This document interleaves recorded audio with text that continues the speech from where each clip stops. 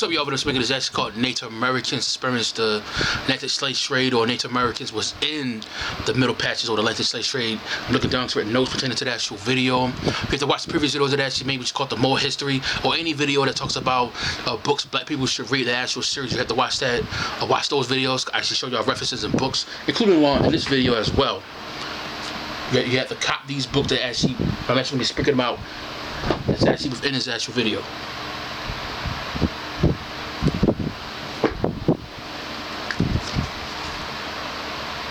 Especially this one, and all of the videos. During the period of the 1400s to the 1800s, or the 18th century, this was during the period of like the age of discovery, when the Western world was going all around the world looking for resources to build their economy, or particularly their actual colonies or empires, because of it actually declined it when they actually used all their resources and weapons to kick out, the Moors, particularly the Africans, out of Spain and all these Western countries out, because the Moors actually ruled Spain and all these Western countries for like 781 years. So they actually like literally kicked them out. What had actually happened, that the first stage that came to America was white. America actually became the dumping ground of the unwanted. This literally actually occurred literally in Britain right around the same period. The first stages of capitalism, when they were selling human beings or ocean blocks, including land. So like the proper term was actually called land grab and land run. So this is pretty much the economy they used to flourish their economy, which is literally was slave labor. But all these slave laws and systems actually originally was placed on white people literally first. So I'm actually gonna literally break it down. This actually literally occurred in Britain. Now the information that actually stated was like, they said it was 300,000 that actually was on the ships that actually had chains on their shackles. They had like chains and shackles on their arm, neck, including ankles. Very, very similar display of how Africans was, including later Native Americans was. It was originally applied on white people literally first. They was on ships and it actually was brought here to the New World, particularly America. Britain actually and this actually occurred literally within the streets too. It was children literally sleeping on the streets. They actually gather them all up and just put them in a ship for slave labor. Now the proper term is actually called introduced servants, even though they was literally contracted for their services to have benefits literally in the end. But they was also overworked. They was raped.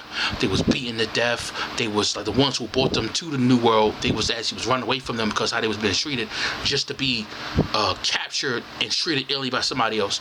All the slave laws and systems that was placed on Native Americans and Africans that was commonly known, that was occurring to Native Americans and Africans, was originally placed on white people first. So literally, aside from that, and actually I think the estimate, I think, was like 300,000 that actually was brought to, and then they said the year was like 1700s or the 17th century to the 18th century. Now the information I bumped into, it appears to be a lot more earlier, like around like 1500s through the 1800s. That's pretty much what I actually literally bumped into. So even the terms, like the word slave, was originally applied to white people, including the word kidnap. Now today in the present is like a general sense, but it originally was applied to white people. Now the white, I'm gonna say right term, but whites that was not slave masters or who did not own slaves, the terms they was identified as was like poor white, trash, and redneck. They was working on the plantation for like long hours, and that's why their skin actually turned. That's why their skin actually turned red. Now they could not, like they moved to the Native Americans because the white people could not work under the sun for long hours. So they went to Native Americans. Native Americans had the immunity to fight off the diseases that the colonizer was literally was giving them, like smallpox, etc. So they had the immunity to fight it off. So they went to Africans. Now I'm gonna get to Native Americans later on in this actual video. So when they went to Africa, one thing people gotta understand is that literally in Africa there was actually 3 West African kingdoms. But one fall, another was actually literally in its place. The one that was ruling under them, he was actually treating everyone he had under them very illy. Then the last one, and it was capping the niggas. Oh, I won't run up on you and conquer your village or kingdom, whatever like that. Nah, nigga, fall back, nigga. You ain't worry about me. That's the thing, he up there running up on them and conquering them, and then overtaxing them.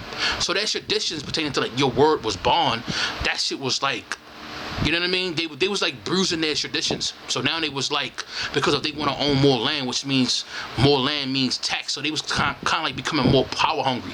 So while this was literally occurring, so when the last empire actually happened, where one fell right after the other, the last one, it was I can't remember his name, but everything literally explained is literally in my actual fifth historical illustrated book. Got his name, how long he ruled, everything in precise details. He actually became blind. And his son, which was his older son, actually took his place to literally rule. Now, I can't remember did he murked him or not, but I can't find information right around with how he actually took on the mental. But they were saying there was something very ill between the father and this one right here, the older son. And this nigga just went loose and started killing all of his brothers, his cousins, all that crazy shit. He was just loose out here in these streets. He was just killing his brothers, his cousins, all that shit. So no one else won't rule after him. And doing him, right? So like during the time he was ruling, he didn't want nobody ruling while he was literally ruling, and also after him. He was like, I guess he wanted to rule forever on some kind of shit. He was assassinated by I think 2 to 3 of his brothers, and when that literally happened, pretty much all throughout West Africa, they was fighting over like they was in constant war, constant battles, fighting over like the resources. So they was fighting over the resources, fighting over like pretty much the scraps. While this literally was going on, so they was fighting over who's going to be the face of West Africa, who's going to own the resources, who's going to own, like pretty much while owning the resources, you would actually start to tax, including like the trading post. So they was like really fighting over all of that, and it was also fighting. So they was fighting over pretty much those factors. Another I do want to include, which was religion. The Muslims who had come from north, which is practically from North Africa to the west, they was trying to convert. They was trying to introduce the Quran, not Christianity. They tried to introduce Quran to them, but in reality, they was trying to convert them. So that was also a major factor, especially when you see how West Africa literally fall, because they literally played a role in its actual fall. And so when the colonizers came, they the ones who literally practically took advantage of them, literally constantly fighting each other. So they was literally constant war, constant battle, fighting each other for eons before the arrival of them. So you probably heard white people, you probably heard black people sold each other to slavery. I'm gonna break this down literally in context. That what literally actually happened because they did not trust each other. And they was viewing each other as the ops. Like, I don't fuck with that nigga over there. So these op tribes or these enemy tribes they ain't fuck with, that was literally just gathering them and giving them to the white man. They was like literally get rid of him. That literally was happening. And the fall of Africa was literally an inside job because of those Moors, which was those Africans who actually played a major role in the fall of Africa. They was aware of what they was going to do to these Africans they was giving away. And they said majority of the reason why a lot of the Africans was like pretty much been sold or practically given to them, the Muslim, these Africans, was literally because of they wasn't Muslim. So they was running up on them like, you weren't a Muslim, and they would just literally, you know what I mean? They was just literally piling them all up and just give them to the white man. So this is the reason why Africans says that African Americans is not African. Like we don't, y'all not like us. And the reason why they actually say that because they know you're the ones that they gave away. You was the op tribe that they gave away, or you was the Muslims that you wasn't a Muslim, so that's why they gave you away. That's the reason why they gave you away. They want to talk about the stereotype, or the same common stereotype that white people try to say about us. No, homie, the real answer is because of they are aware that you're the one that gave you away. That's why you're in America. Because you wasn't a Muslim and you was one of those op tribes that they ain't fuck with, so that's why they gave it to you. Now another thing that I also want to add on to was that a lot of the Africa, remember what I said prior about the constant wars and battles they was having with each other? A lot of those Africans need to flourish, so they got themselves involved with the slave trade because of all of their resources and constant battle throughout West Africa. They're like, yo, man, I gotta flourish my kingdom again, or my empire again. So they got involved with it, and that was, they made their empire overly became rich. You know what I mean? So they overwhelmingly flourished pertaining to that. You know what I mean? I'm not getting to the Africans that rebelled and that found out how they was going to be treated and stuff like that, and their kings and queens rebelled. I'm not talking about those. I'm only just talking about just this aspect right here. Now, when you actually do your research, they said that it was 12 million during the same time frame. The 1400s to the 1800s. They said it was 12 million that was brought from Africa to this destination, which literally was America. What I found interesting is that I think they said 2 million was actually deceased during the voyage. And they had assurance the king and queen that actually was paying for the voyage for this delivery actually occur, they wasn't viewed as human beings.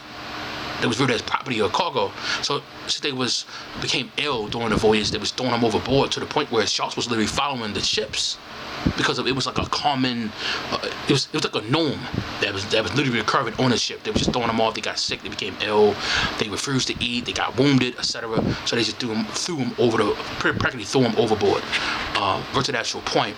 So when they actually brought them to America, and we actually know what actually happened, right around with that. Now I'm gonna get to the Native Americans. Now the Native Americans, they said that I think it was like 5 to 7 million Native Americans that actually was enslaved literally in America. What actually happened was that the Native Americans, they were literally enslaved literally within America by the colonizers. Now that's where everything literally is not making any sense. Now I do want to get to that the different universities have different sources pertaining to how many Africans that came here, and even their numbers are dramatically a lot more lower than the numbers that it's just way much more lower than 12 million. It's just like it's dramatically a lot more lower. So to the actual point though, they don't have no statistics pertaining to the Native Americans that was shifted from America to Jamaica, the Caribbeans, Europe, and including North Africa. And they said when they had their, they was literally being enslaved with actually in those countries, or practically for their services, for those actual, they had like different reasons why they was there, pertaining to why the colonizers brought them there to be enslaved in those actual areas or regions. Now the interesting thing about it was that they literally brought them back to America, so they was also literally in the same ships with those Africans that was brought here. Interesting thing about it that they don't talk about the numbers of how many that was taken from America to those countries and then brought back. They said majority of them was brought back.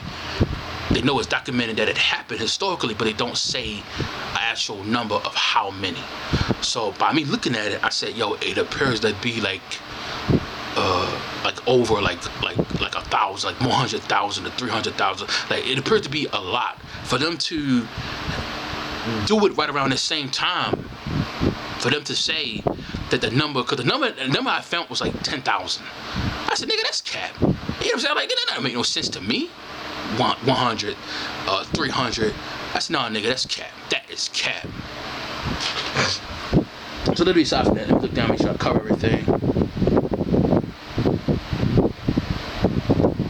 So I'm not missing anything.